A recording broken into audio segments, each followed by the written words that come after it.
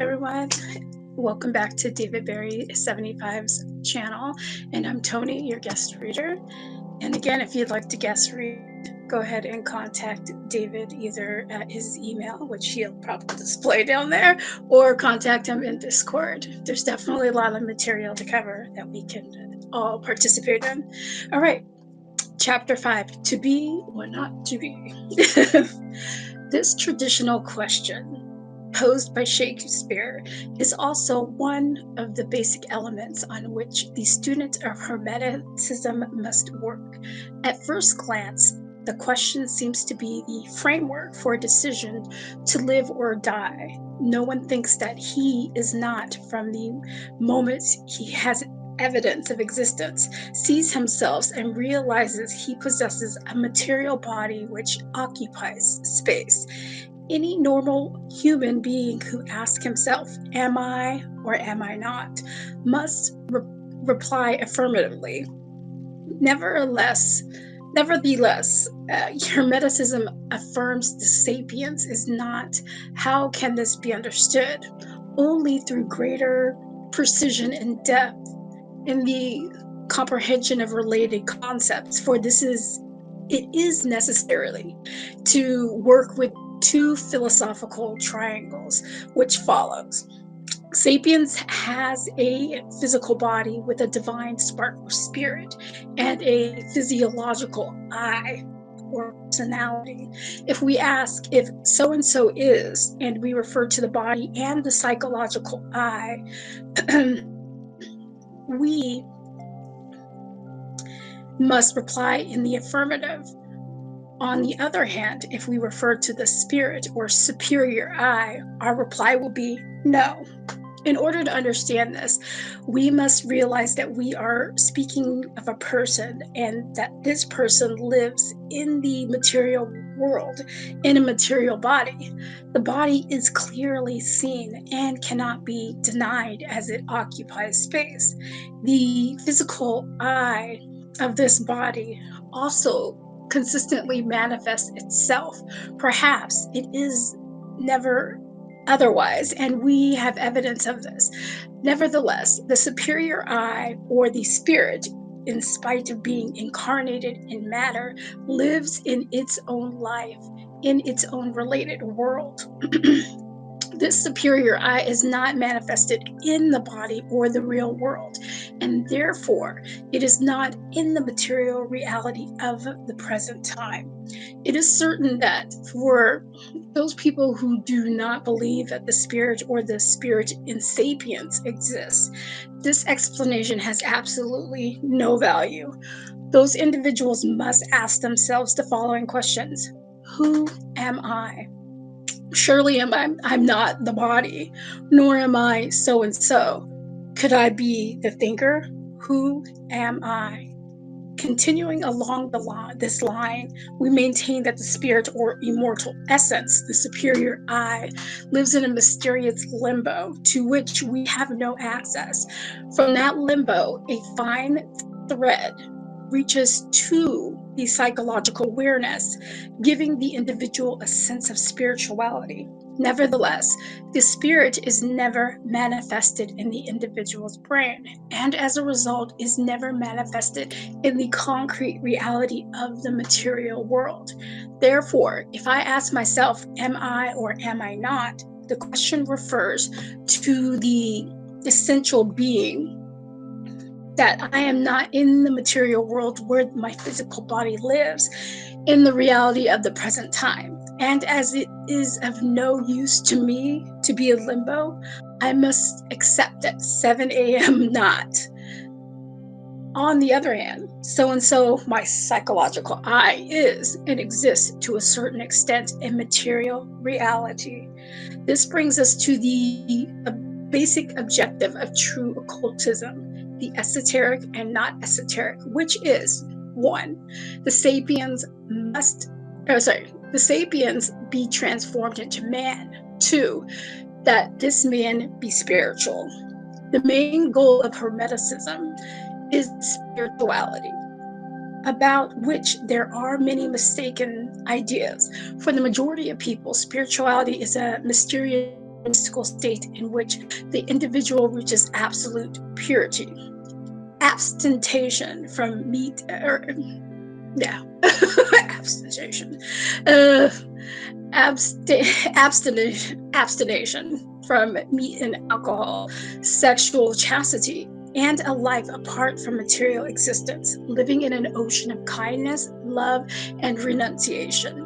Painters frequently depict saints as skeletal men, thin faced, with sunken eyes and an appearance of gentleness. Nearly all the pictures of Christ depict him as very weak and undernourished, without strength or vigor. This false image of spirituality is what all those who have spiritual inquietude try to adopt. To become spiritual in truth means only one thing, that the spirit manifests itself through one's own brain. Thus, the individual is spiritual because his spirit has access to material, concrete, and temporal reality. If, however, as a consequence of this fact, certain superior qualities are awakened in the individual, that is another matter. Adding the concept of time to the subject we are studying enables us to visualize the phenomenon of being in a much more luminous form. In relation to time, we are not interested in any of the complicated Einsteinian equations, but only in the concepts of past, present, and future. In fact, only the present of positive interests, the past and the future represent only negative concepts in this analysis. Let us recapitulate and add time to our reflective progress. Sapiens possess the physical body, which has a physical eye and a superior eye or spirit. This body, which is material, occupies a location in space and a position in time. Let us now place these constituent parts in time and space. All right, present. Number one, physical body, that which is concrete. Without any doubt, it is located in the present, that is, it exists in the present reality. It has a current space and time location according to our earthly reality. Past, present, and future. Number two, the psychological I, that which is mental. Space is indeterminate. Time fluctuates between past, present, and future. That which is, has been, and will be. The spirit, pure energy. Space is infinite, and time is cosmic. In the cosmos, there are infinite forms of life which are governed by the absolute realities of the universe. Nevertheless, within these absolute realities, there are temporal or relative truths, which are degrees of the absolute on an infinite scale of levels, each one having absolute and relative law. In our condition as Homo sapiens, we live in the reality of the world which we know, that is, material body and terrestrial time.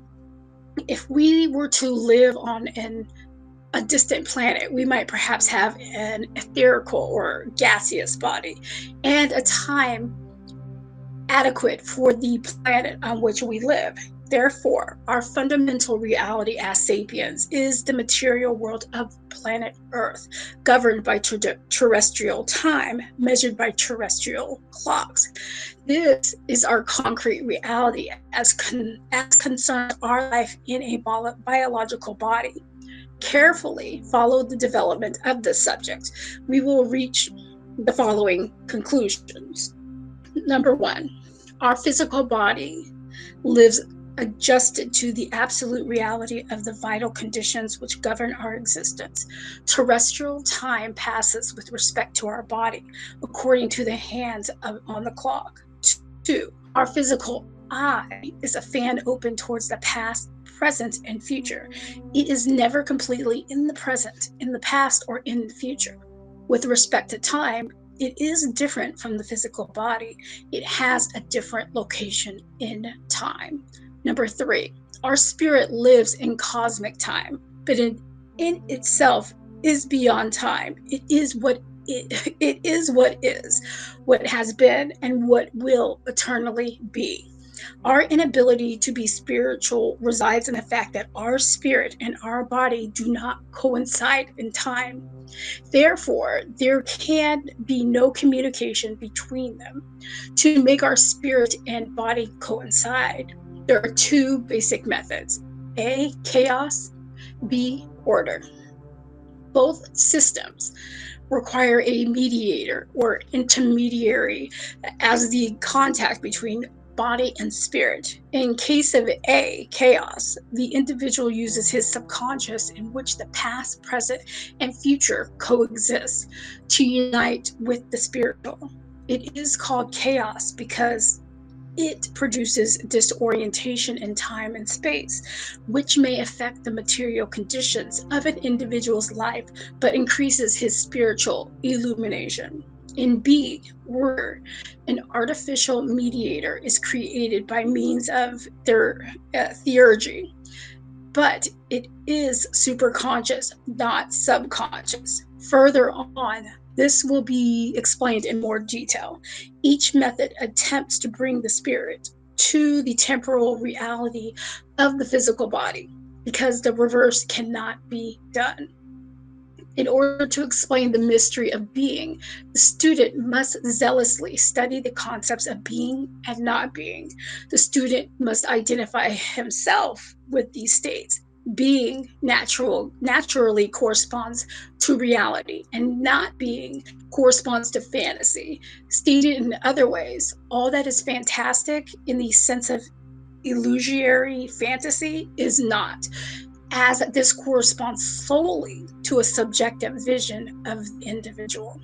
On the other hand, reality is, as it is equivalent to the objective contemplation of a phenomenon, which exists either externally, apart from the individual, or as an internal phenomenon which is perfectly studied, verified, and delineated.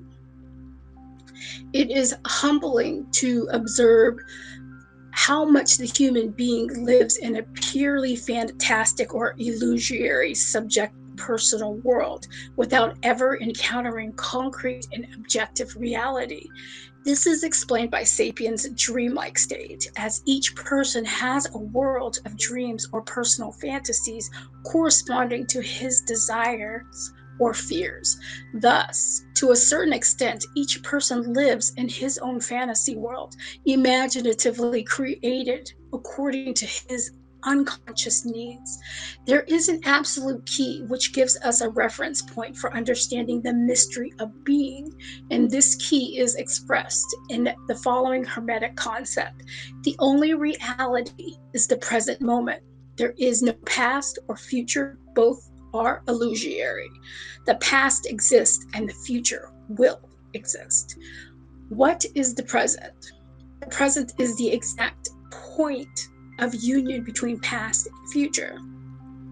If we are able to understand that the only reality is the present moment, we will reach the foundation of the mystery of to be or not to be.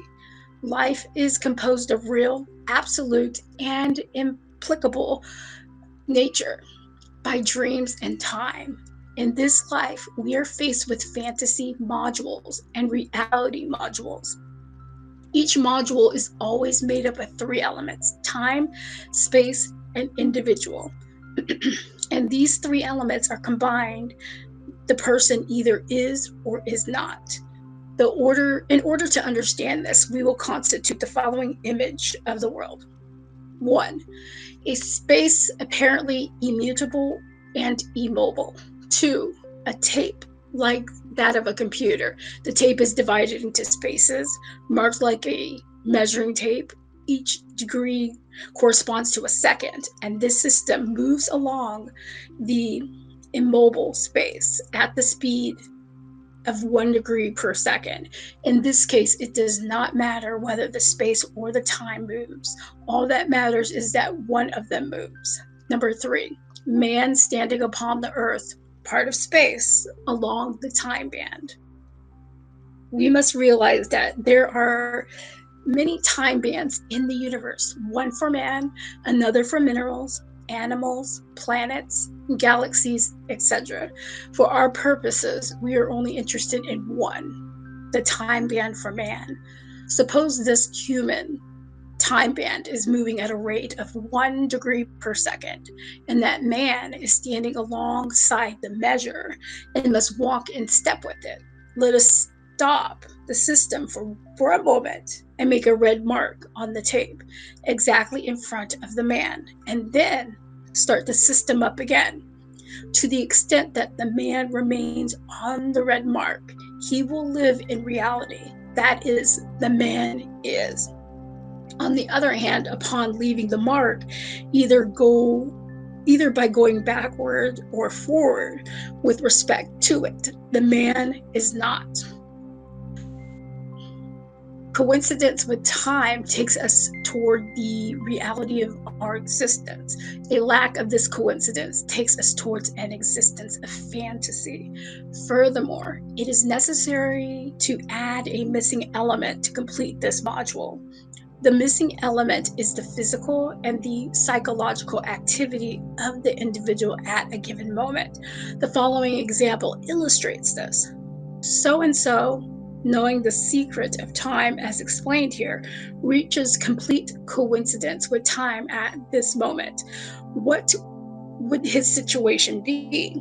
Let us suppose that his location would be at the second degree of time. This is an imaginary division. At this degree, it is 3:42 p.m. and our experimental subject is in his downtown office. What is real for this individual? Only the time space with which he is physically connected at that moment. This is his primary reality, his office, with all that it contains and the work he's doing at the moment. His house, his car, his family, and all that is part of him at the moment exists only on a secondary reality. This is sounding like the movie Inception.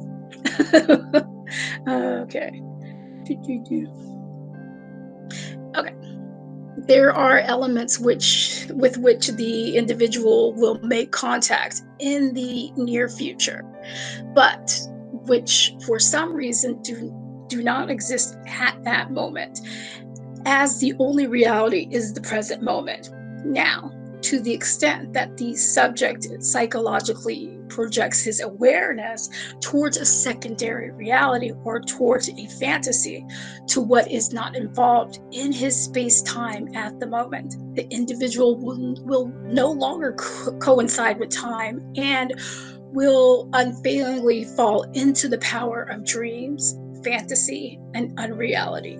It is for this reason that it is dimly recognized that mental concentration is a powerful weapon for obtaining something of value. It is obvious that a person can only remain in coincidence with time in direct relation to his self-discipline. If we could in some way enter into coincidence with cosmic time, we would surely live thousands or millions of years. Our age would be planetary, not human. The individual's great enemy is his psychological eye, which, as stated before, is like a fan open to the past, present, and future, thus making it impossible to achieve actual temporal coincidence. The subject's imagination makes him project his awareness beyond the present moment, living thus an unreal and fantastic existence, not existing. We must understand if a man lives in another time, he is not in relation to the present time. It is necessary to add something tremendously important, and this is the fact that when one exists in coincidence with time, located in the reality of the present moment, one obtains the manifestation of the spirit in the brain, thus succeeding in becoming spiritual. Therefore, the secret of spirituality is the mystery of time and its influence on the human being. For the Hermeticists, people have two ages: one, chronological age, and two, real age.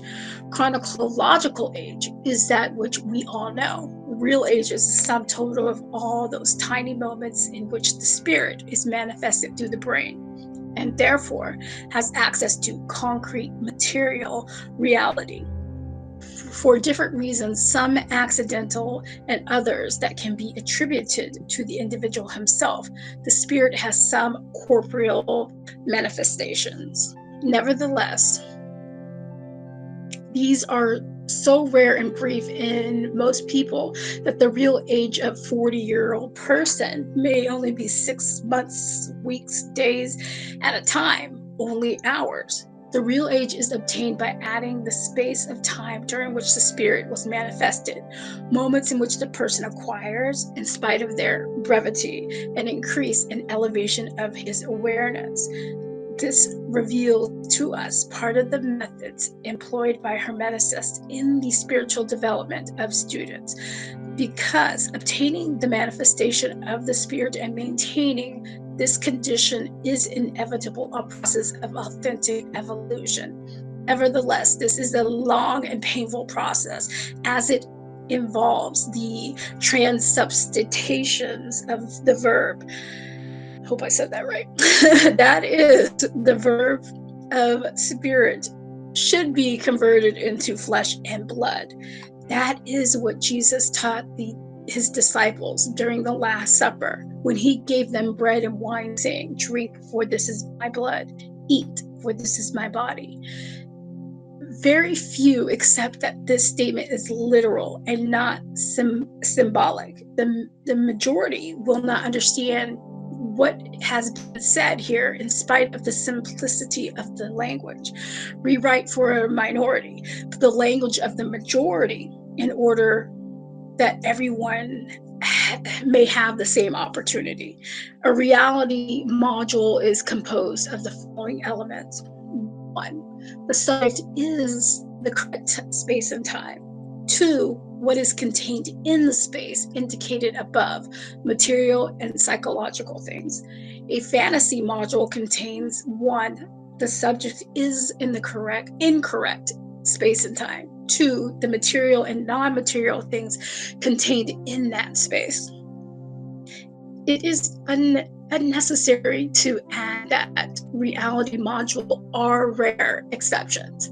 The majority of people live almost permanently entangled in the web of fantasy and dreams, which rob them of their best possibility for achieving true consciousness and happiness.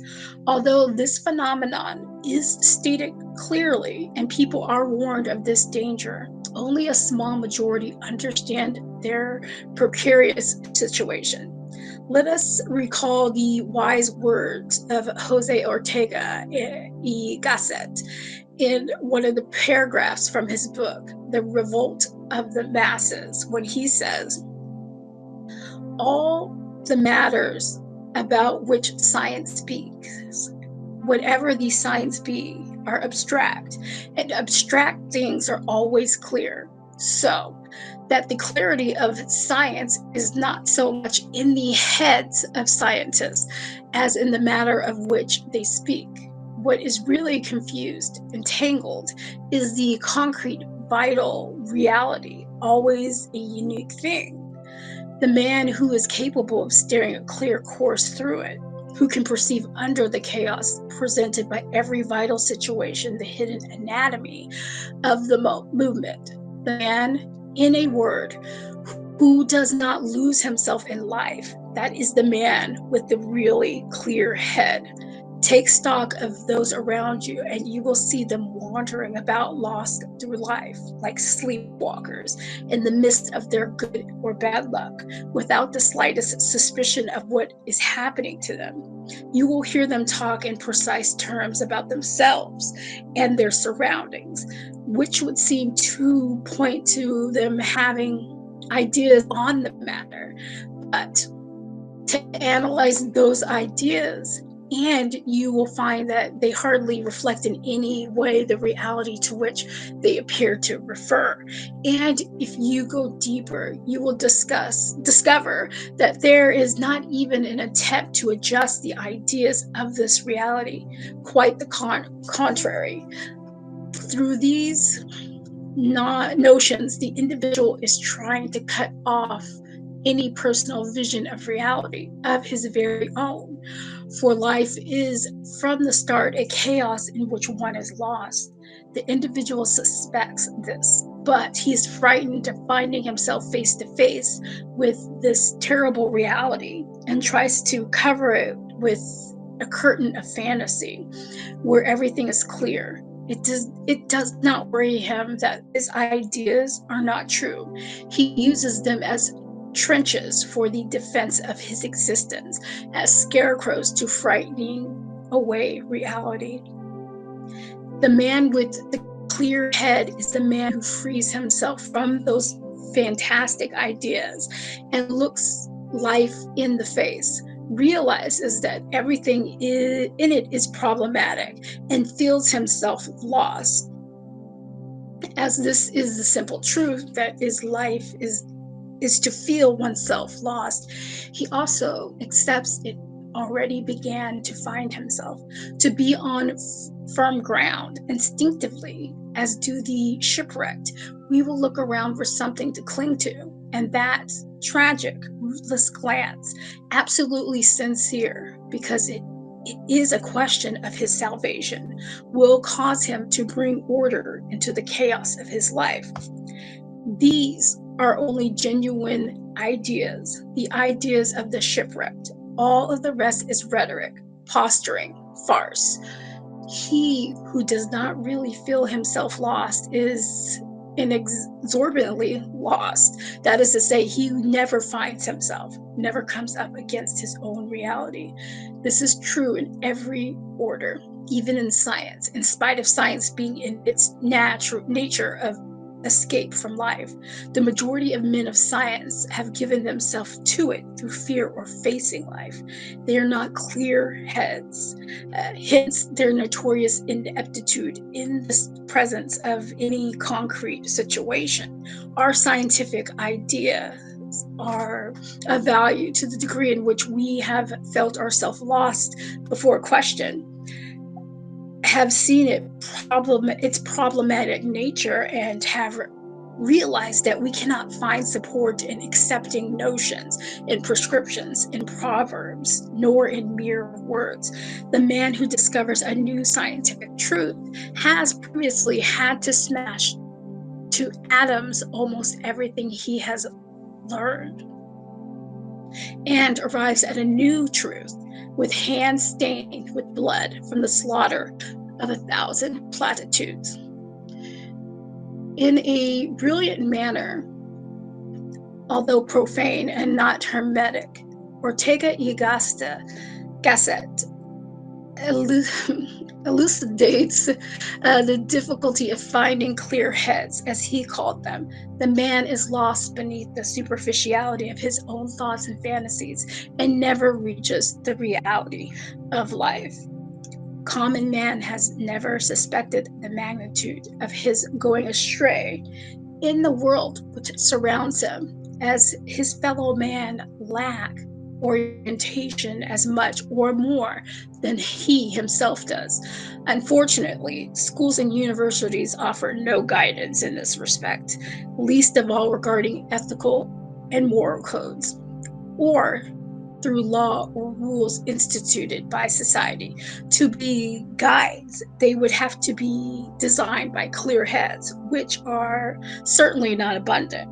Nevertheless, and this has been seen repeatedly in history, clear heads occasionally will suddenly appear and point out the road to be followed with a modicum of clarity. In general, people scorn such intelligence, and this is always the case with the ignorant who face something they do not understand as a defense against showing their intellectual weakness.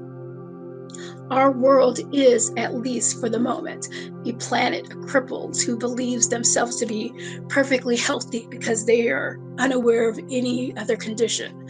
Nevertheless, the damage is not in their bodies or intelligence, but in their lack of consciousness. But what is the consciousness we are referring to? It is perhaps the difference between man and animal. Certainly not, although logically a sapien is much more conscious than an animal which does not possess the divine spark. The awareness of consciousness to which we refer originates with the exercise of an intelligence separate from dreamlike states. On the other hand, unconsciousness or lack of awareness pervades the intelligence of a dormant subject and does not impede mechanical thought or functioning of dead intelligence. The ideas we are endeavoring to explain are summarized in the following chart. 1. Unconsciousness. Intelligence born from an apprenticeship of dreams. The individual level of awareness is very low, even though his intellect may be brilliant. Since this acuteness only reflects great dexterity in arranging combinations of cerebral information, this is called dead or programmed intelligence. 2. Consciousness. Intelligence arising from and developing on the basis of an apprenticeship of awakeness. Individual's level of awareness is constantly high. We call this living or programmed intelligence. Man might well be called a mental cripple. The term mental is only figurative, as sapien has no mind, which we will explain later. Nevertheless, with the expression mental cripple, we wish to point out the weakness and inoperative state of the mind, which, hermetically speaking, is considered to be the highest faculty of the human being, but which he possesses only in a dormant state. Due to the lack of state of higher awareness, the planet Earth is a small hell, where by divine grace or infernal evil, the individual neither notices nor evaluates his precarious condition of the cloudiness of his awareness. Like true madmen, sapien, like Don Quixote, the Castilian nobleman, strikes out against his own windmill. Thus, battle after battle, youth is lost, illusions die, purity withers, and last glimmer of lucidity gradually disappears. If we were perverse gods or immoral despoilers, we could not invent a better method to make a group of slaves work peacefully than to make them believe, by means of collective hypnosis, that they are happy and important. We would then have perfect robots who would work untiringly, producing what we desire. In addition, these robots would make and maintain themselves. It could be argued that sapiens, unlike other species, so produce and labor only for himself and not for other beings. This is true for the product and material sapiens use for his own maintenance. No non-human species steal the material products of sapiens' effort. On the other hand, this is not the case with the subtle fruit produced by the human nervous system in everyday life. The fruit is rapidly reaped by certain beings who are much higher on the evolutionary scale than the human being. Veritable gods of space who profit from human effort, but in turn fulfill certain cosmic functions and occupy an important position in the universal economy. These beings have been mentioned previously. They are the archons of destiny. We can also refer to them as gods of the zodiac, as they direct and govern human existence on this planet. When we speak of true astrology, we do not refer to radiations from a specific planet, but the influence of zodiac zodiacal gods, each one of which, there are 72 in all, have personal and defined characteristics influencing the people they control in a strange way. All of Earth inhabitants are under the sway of one or more of these gods, who regulate, shape, and direct the destiny of humanity. But this is not so for the destiny of Hermeticist, who attains his vital autonomy at a certain moment, releasing himself from the mandate of the archons. The archons of destiny are terrifying beings, not because they are evil, but due to their cold and exacerbable severity in the manipulation of sapiens. If we were to establish a symbol for these beings, no doubt they would be depicted with a whip in their hands, a griddle of bristle or netted wire with which they chastise humanity to ensure their progress. Although this evolution may be imperceptible during our earthly time. For example, these occult judges piteously provoke a world war in which millions of people die.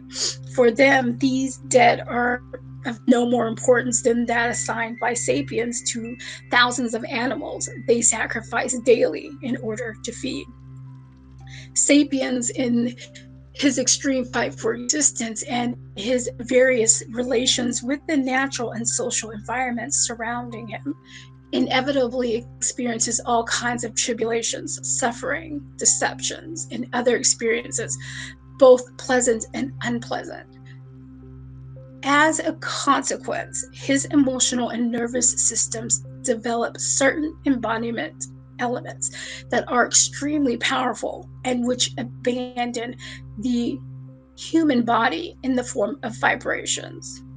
Everything vibrates. Matter is only vibratory energy.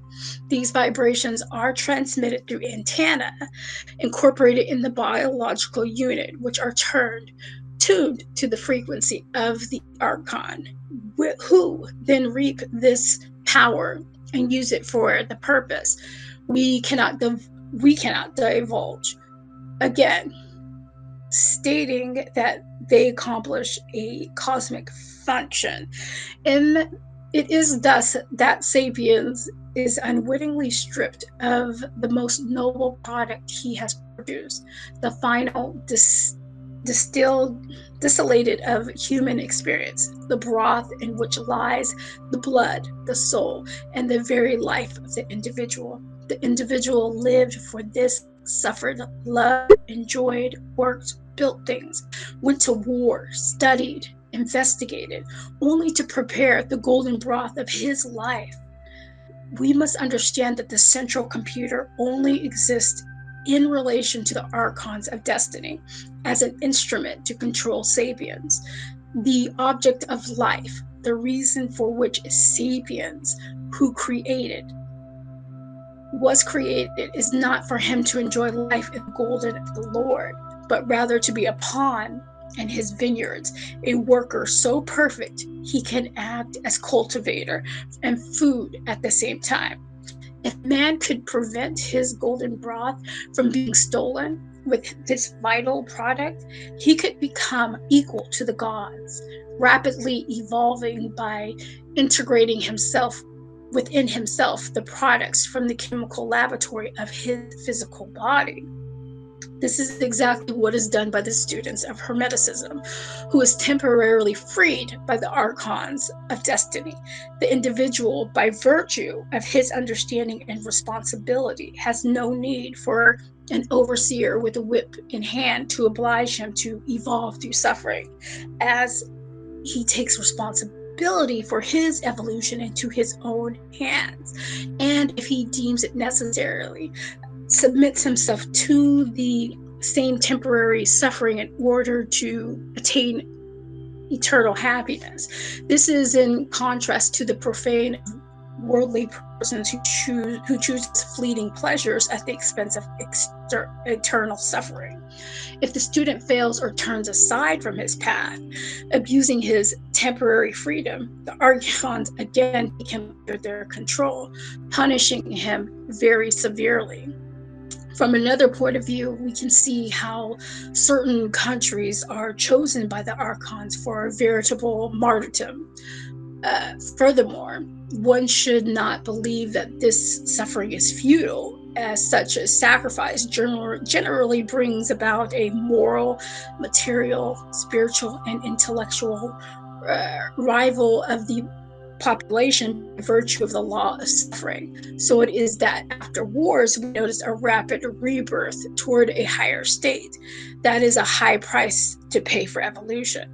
These wars could have been avoided had there been sufficient clear-headed people in the world who the masses would have would have been willingly to follow. Enough revealing of secrets which are hidden from sapiens. Let us spread a cloak of silence on this subject in order to comply with the mandate of the esoteric Sphinx, who demands silence. Speech and silence are two swords, which must be handled with sublime skill in order not to disrupt universal harmony. Those who have eyes to see will understand everything not stated in written word, but in the cryptic language of initiates. For those not in this state, it is best that they understand nothing and continue to sleep tranquilly. Ultimately, the archons run no risk of bad harvest from a possible rebellion of sapiens. Sapiens is too blind to see where the danger is really found. It is sad to observe the tremendous limitations of sapiens who shut himself up in the small world of stereotypical concepts of memorized knowledge, of imitation, and mechanisms of compensation and defense. His mental disability prevents him from realizing just how small the cubicle is which imprisons him, and thus, with a mind made up in advance, he accepts, condemns, or tolerates without bothering to intelligently analyze the situation with which he is confronted. Now that's some food for thought right there. All right, next time I see you guys, we'll be on chapter 6, the illusion of a true knowledge. So until then, I hope you guys have a favorable day, and let's keep trucking. Bye.